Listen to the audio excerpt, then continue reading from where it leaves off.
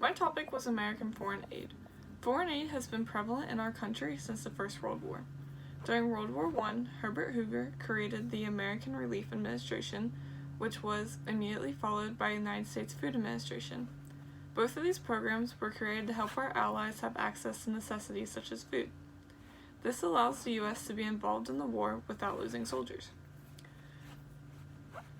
A similar thing happened in World War II. President Roosevelt was trying to rebuild the country after the First World War and the Great Depression. Roosevelt wanted to help our allies but wasn't ready to send men off to war. This caused for a series of programs such as the Lend-Lease program, which helped give military assistance without sending troops. Then, during the Cold War era, the U.S. started to create more modern ideas.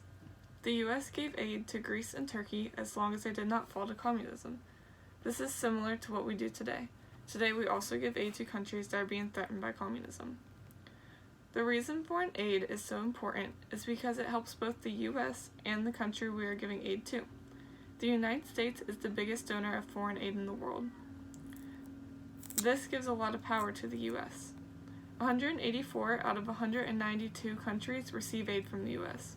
This means that almost every country relies on the U.S. for something.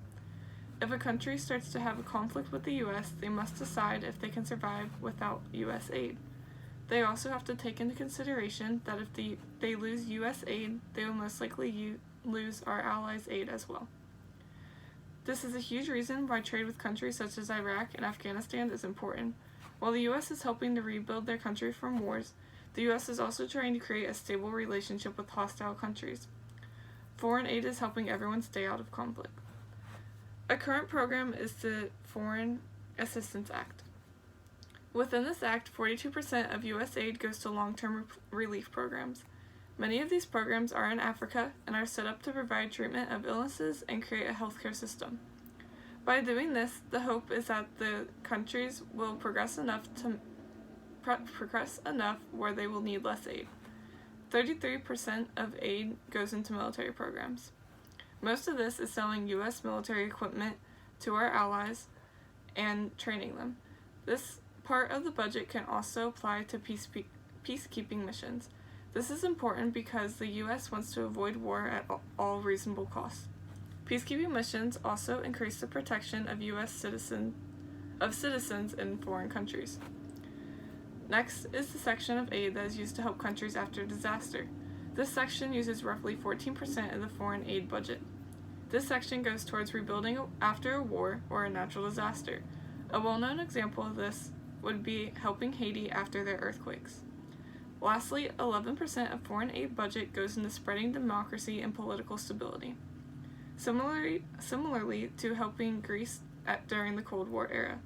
While this sounds costly, only $49 billion in 2016 was spent on foreign aid.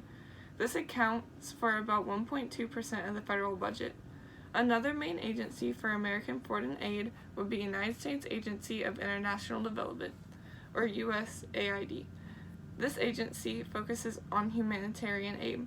The USAID's mission is to promote and demonstrate democratic values and advance a free and peaceful world. The three main focuses they have are on global health, education, and trade. All three of these things help the foreign countries, but also helps the United States because their country gets trade and stable relations with the countries they're helping.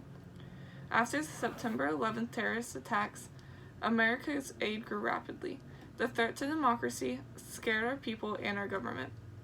There are two approaches after the attacks. The first was humanitarian approach. This approach was giving healthcare and education to third world countries.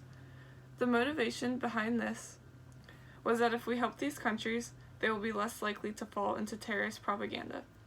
The second approach was militaristic. We gave our allies military equipment and training to make sure that everyone was prepared for war. Both of these approaches had one goal in mind, to prove that the U.S. and democracy wasn't going to fail. Currently, we give aid to 184 countries, the top 5 being Iraq, Afghanistan, Israel, Egypt, and Jordan. These 5 countries receive $5.9 billion out of the approximately $49 billion spent in a year. Americans that disapprove of foreign aid policies often say that the country spends too much on foreign aid. However, only around 1% of the annual budget goes into foreign aid. This number wavers depending on the global economics of each year, but 1% isn't much in the whole realm of the United States budget. Around 38% of Americans think the U.S. spends too much money on foreign aid. They believe in American first politics. In America, 12.3% of Americans live under the poverty line. 2.5 million American children are homeless. And the national debt is roughly $22 trillion. Some Americans want to focus on these things before we try to help countries elsewhere.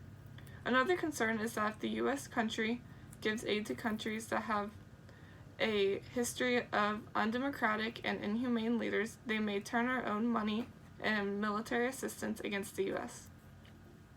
Lastly, the U.S. and other countries give so much aid to countries such as Africa, as continents such as Africa, but they never seem to improve.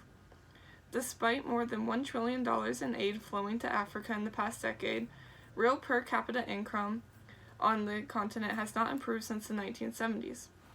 Just like any other program, there will be Americans that disapprove.